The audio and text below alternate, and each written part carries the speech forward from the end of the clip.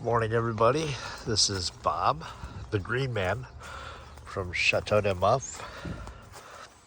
What you're looking at here is an ice cream bean, Inga, or monkey tail. This tree has been in the ground 1 year. I planted it as a 7-gallon.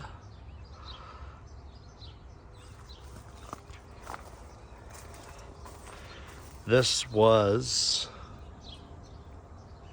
the top right about here. That was the top of the tree. And I'm gonna say it's about, that's grown darn near 5 feet. It's really taken off this spring and early summer. This thing can take full sun anywhere in the United States. In Arizona, if you plant it in full sun, you'll want to give it a little bit extra water till it roots itself in the ground, and typically that takes a year.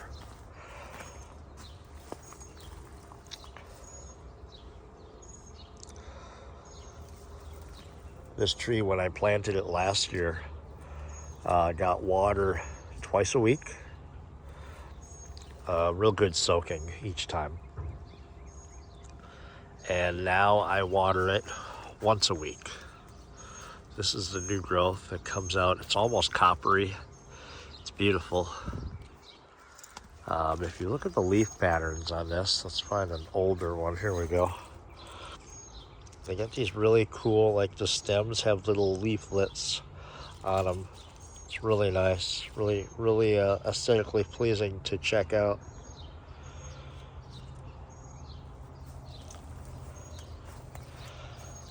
See some dry leaves here. So this is what happens in the winter when you don't protect it. I did not protect it this year. We didn't have that cold of a winter. So I did nothing to it. Here, really the only thing I would do is put a shade cloth over it, or I'm sorry, a frost cloth over it, just to keep the frost off of it. This is just frost damage that you see.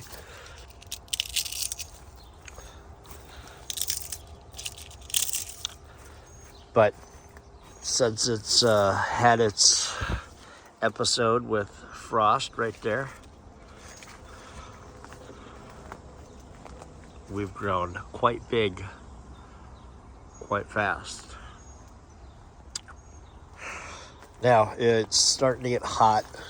We were 105 yesterday. I think we'll be about 106, 107 today. My water is gonna go up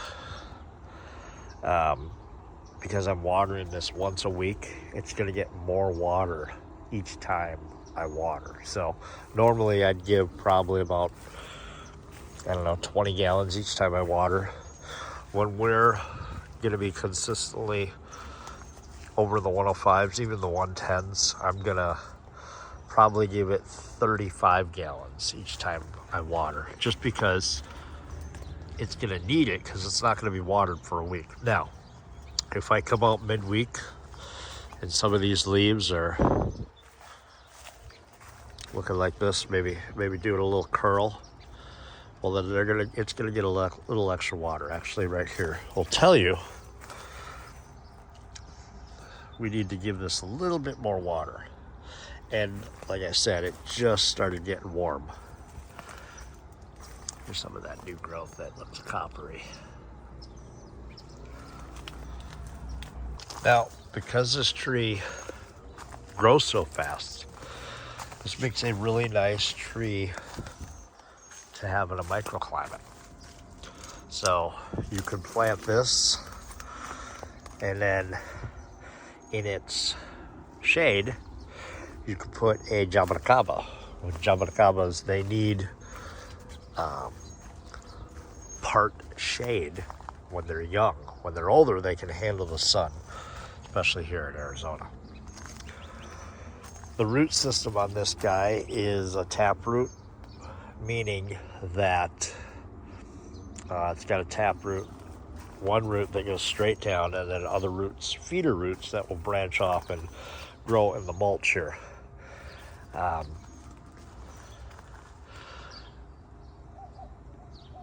This differs from, say, a guava, which has shallow roots, and you need to water that extra or heavily mulch it. This tree, like I said, with the taproot, we only have to water this once a week, unless it shows signs of needing some water.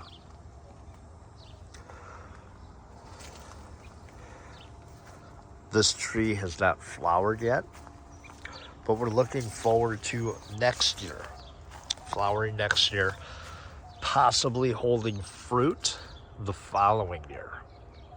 If we hold a fruit next year, that'd be great.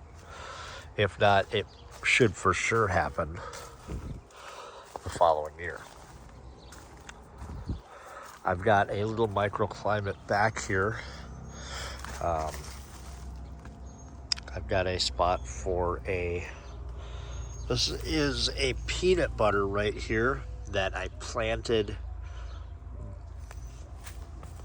but did not protect in the winter, as with this one. So this one died back, but it did very well in the summer because of this microclimate. This is a Barbados cherry, the Inga, obviously, and then we have this block wall. It catches a little heat,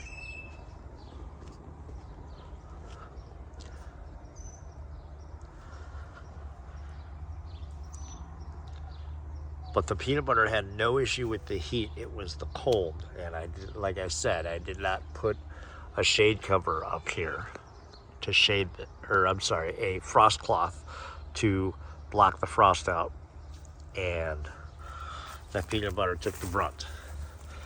But that's how we learn in gardening, is you make mistakes. So we'll be putting a new peanut butter in there. When I get that peanut butter tree, we'll do a planting video, because those are always fun to check out.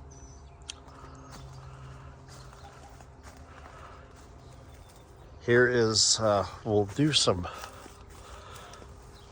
new growth, check it out. So this is right here. This is our new growth bud. It looks really nice. This is a little fuzzy right here. I think everybody should have one of these trees. The roots are also nitrogen fixing, which is really good for these surrounding trees that I have had and will have. These roots create nitrogen, and nitrogen is one of the most important elements for these trees. If you didn't have nitrogen, these trees would not be able to make photosynthesis and turn the leaves green.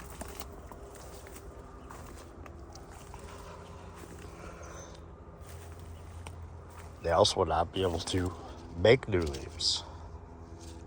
Now, I've seen stuff online that says you never give a nitrogen-fixing tree or plant fertilizer with nitrogen in it. Well, that is incorrect.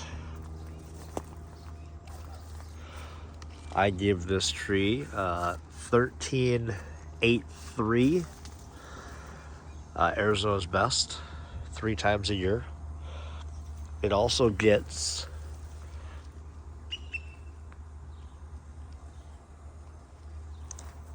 composted chicken manure, which is what you see here, this dark stuff.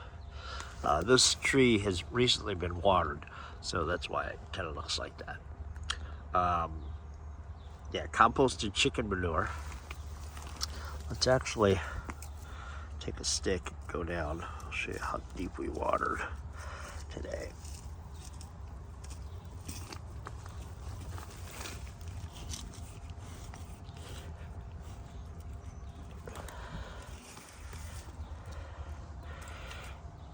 So we went down quite a bit. And this soil drains pretty quick. Even though in Arizona we are in clay. I've said in past videos that this portion of Mesa was a citrus orchard for 60 or 70 years before they built the subdivision in my house. So we have really good water here.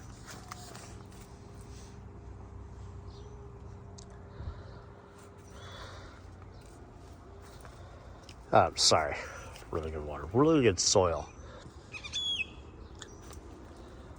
What else can I say about this tree? You could let it grow real big as a normal tree, or you can let it be bushy. I am letting it be bushy at the moment. This guy right here actually grew right out of there, right out of the base of the trunk. Now this was grown from seed. As you can see, there's no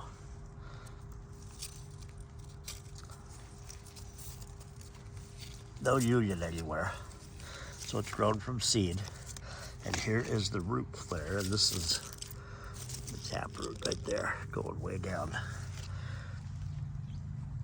It's a beautiful root flare. So this branch came out last year. And I'm gonna let it go. Everything in my yard is gonna stay within 10 to 12 feet. So it's not gonna get too crazy. These could easily probably get 40 feet tall here. In the tropics, they could get upwards to 100 feet tall.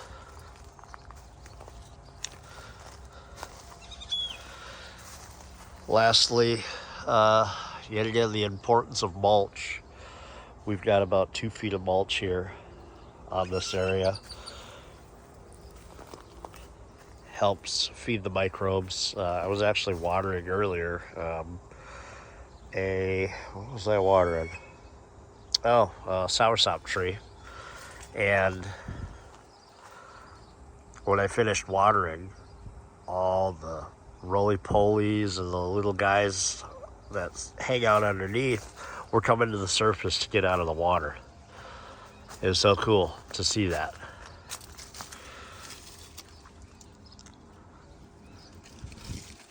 So anyway, guys, I hope you liked this video.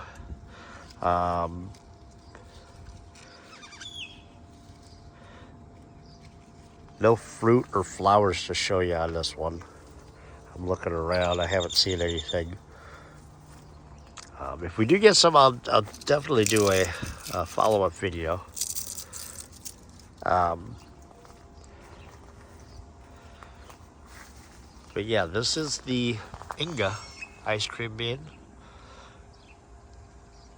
If you are in the market or live in an area that can take this, the zone, I believe it's 9 to 13 will take this. So basically Arizona, Florida, South Texas, California, maybe Las Vegas, Puerto Rico, Hawaii. This is a good tree to grow.